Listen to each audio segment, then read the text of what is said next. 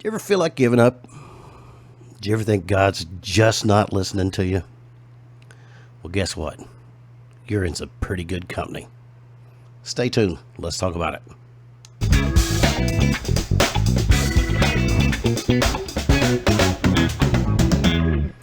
Last week we started a series about not giving up. And I wanted it just to be a two-part series, but I realized from studying some scripture today that this is going to take a lot more than two parts. One of the most important parts we talked about last week is not giving up and not taking your life, because once you do that, you've made a permanent solution to what truly is a temporary problem. Today we're going to talk about giving up on God. Today we're going to talk about those times when we feel like He's not really listening to us and we feel like we're just spinning our wheels. And if you got a Bible with you, take it out and turn to Psalms 13, verse 1. And we're going to go through this whole psalm in a few parts. I don't have enough time to get through it in a 10 or 15 minute podcast, and I want to keep these short to keep people interested. Okay? So Psalms 13:1 says this: "Will you forget me forever? How long will you hide your face from me? How long must I wrestle with my thoughts and every day have sorrow in my heart? How long will my enemies triumph over me?"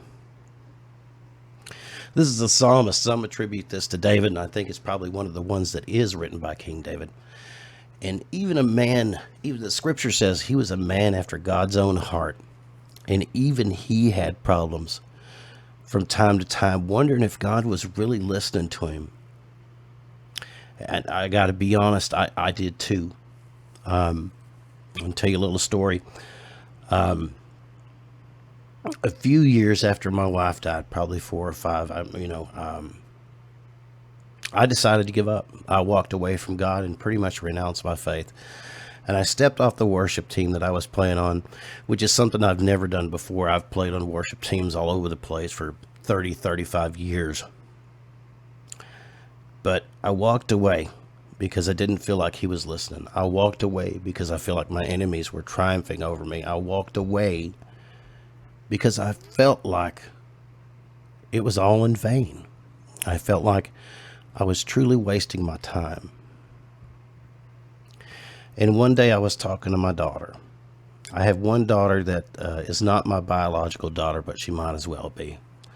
And I was sitting out back talking to her. And I told her that I gave up on God. And she goes, "No, you didn't, Pa." That's what they all call me. They call me Pa. They said, "You didn't give up, Pa. You're just mad." And she's not a believer. But even she saw through the facade that I was trying to, throw up. I thought I had given up on God, but I really didn't. I just didn't feel like He was listening. Because things weren't happening on my timetable. And that's truly what it boiled down to. Things were not happening on my timetable. He wasn't moving fast enough for me. I had too many questions. I wasn't getting enough answers. But as time ticked on, as things went by, I realized that He was indeed listening to me. When I lost the job that I had in 2019, I was completely beside myself. I didn't know what to do. I was in jeopardy of losing my house. I couldn't make the payments. I had code enforcement on my back all the time because I couldn't walk to mow the yard, and there's just several other extraneous things going on. And I was afraid. I didn't know what to do. So I just kind of left it in God's hands and tried my best not to worry. I mean, there were days when I worried. But He worked it out. All of a sudden, I get a call from my daughter and saying, "Dad, tell you what, let's get an apartment together. You can get your stuff together and get the house sold. And we'll move your stuff over here and we'll get you out of there." And it wasn't just me, it was my son as well. But even though I couldn't see the way that he was going to use to extract me from that situation, he did indeed have a way of getting me out. Even though I couldn't see it. And all too often, if we can't see it, or we didn't hear it, or we don't see the way out, we think God is just not paying attention and he's left us on our own. And that's what the psalmist is talking about here in Psalms 13, verse 1. Interestingly, this psalm starts off on kind of a sad note, but it ends up positive. It ends up in an affirmation of God's goodness. But to deny the fact that we, from time to time, everybody within the sound of my voice hasn't felt this way, is denying our humanity.